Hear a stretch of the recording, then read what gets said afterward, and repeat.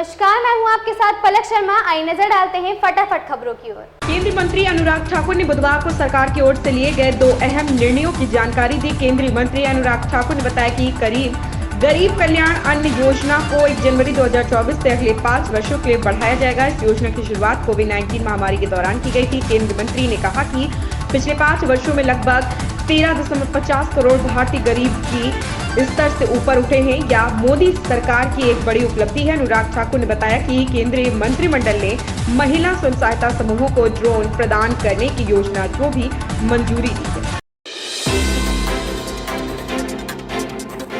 मालवा निमाड़ की 66 सीटों में इंदौर जिले की 9 सीटें काफी मायने रखती हैं। इन 9 सीटों पर बना माहौल मालवा निमाड़ की कई सीटों को प्रभावित करता है। बीते 20 सालों से इंदौर जिला भाजपा का गढ़ रहा। पिछले विधानसभा चुनाव में कांग्रेस ने अब तक का सबसे अच्छा प्रदर्शन किया था। 9 में से 4 सीटें कांग्रेस ने जीती थी। हालांकि तुलसी सिलावट के भाजपा में शामिल होने के बाद यह आंकड़ा 6 और 3 पर रह गया।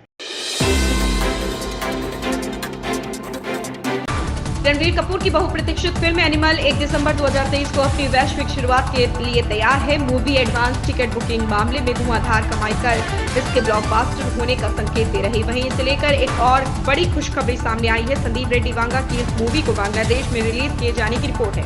इस तरह यह बांग्लादेश में रिलीज होने वाली चौथी भारतीय फिल्म बन जाएगी। यूपी विधानमंडल सत्र के दूसरे दिन वित्त मंत्री सुरेश कुमार खन्ना ने विधानसभा में वित्त वर्ष 2023-24 का अनुपूरक बजट पेश किया। 28,760.67 करोड़ का अनुपूरक बजट पेश किया। इसमें 19,046.39 करोड़ रुपए राजस्व खर्च के लिए और 9,714 करोड़ रुपए पूंजी खर्च के लिए रखे गए। नई योजनाओं के लिए 7,721.21 करोड़ रुपए का प्रस्ताव है। अनुपूरक बजट को लेकर उप मुख्यमंत्री ब्रजेश पाठक ने कहा कि भारत सरकार प्रदेश के चतुर्मुखी विकास के लिए अपनी प्रतिबद्धता के साथ काम कर रही। आज अनुपूरक बजट पेश किया जाएगा।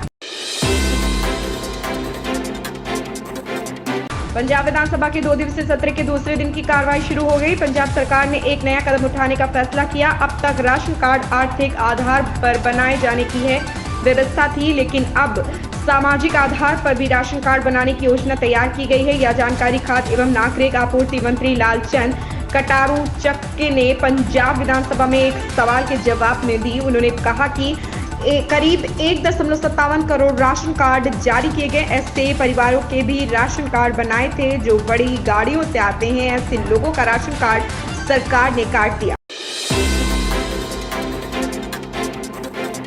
भाजपा नेता सुनील ओझा का दिल्ली में निधन हो गया है। बता दें कि कुछ महीने पहले उनका उत्तर प्रदेश से बिहार ट्रांसफर हो गया था। बिहार ट्रांसफर से पहले सुनील ओझा यूपी के सह प्रभारी थे। फिर उन्हें बिहार में पार्टी का सह प्रभारी बनाया गया। बीजेपी अध्यक्ष जेपी नड्डा ने ये नियुक्ति की थी। सुनील ओझा मूल रूप से गुजरात के भावनगर जिले के रहने वाले थे और प्रधानमंत्री नरेंद्र मोदी के करीबी नेताओं में से एक माने जाते थे।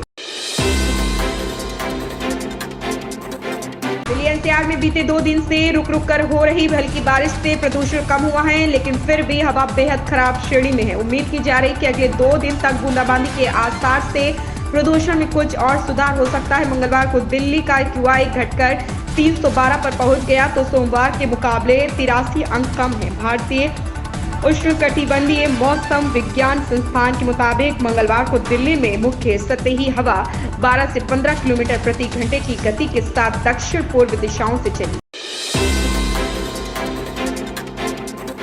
छत्तीसगढ़ में 3 दिसंबर को मतगणना होना है। सभी राजनीतिक पार्टी के नेता अपनी जीत का दावा कर रहे हैं। वहीं प्रदेश की जनता भी अब की बार छत्तीसगढ़ में किसकी सरकार बनेगी पर चर्चा कर रही है। वहीं भाजपा और कांग्रेस के प्रवक्ताओं ने मतगणना से पहले ही रिजल्ट पर दांव लगा बैठे हैं। भाजपा ने 2 लाख रुपए का दांव लगाया तो कांग्रेस बढ़कर 2.5 लाख रुपए का दांव लगाया है। फिलहाल यह 3 दिसंबर को ही तय होगा कि छत्तीसगढ़ में किसकी सरकार बनेगी। उत्तराखंड के खिराबेड़ा स्थित सिलक्यारा सुरंग में फंसे 3 श्रमिकों के परिवार के सदस्यों के चेहरे पर राहत और खुशी की लहर दौड़ गई जब मंगलवार शाम को उनके बचाव की खबर रांची के बाहरी इलाके में स्थित इस गांव में पहुंची। 55 वर्षीय लकवग्रस्त श्रवण बेदिया, जिनका इकलौता बेटा राजेंद्र वहां फंसा हुआ था, उनको लंबी निराशा के बाद चेहरे पर कुछ राहत के साथ अपनी झोपड़ी के बाहर व्हील चेयर पर देखा गया। 22 वर्षीय राजेंद्र के अलावा गांव के 2 अन्य लोग सुखराम और अनिल, जिनकी उम्र लगभग 20 वर्ष के आसपास थी, 17 दिनों तक सुरंग के अंदर फंसे। जिला निर्वाचन अधिकारी कमर चौधरी ने कहा कि विधानसभा क्षेत्र बांदीकुई के 238 मतदान केंद्रों की मतगणना प्रथम स्तर पर बनाए गए मतगणना कक्ष 218A में ईवीएम के लिए 14 टेबलों तथा पोस्टल बैलेट के लिए 5 टेबलों सहित कुल 19 टेबलों पर 17 राउंड में की जाएगी।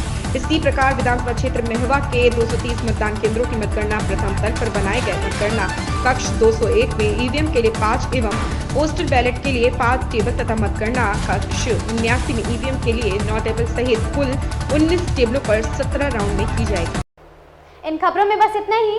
बने रहे हमारे साथ।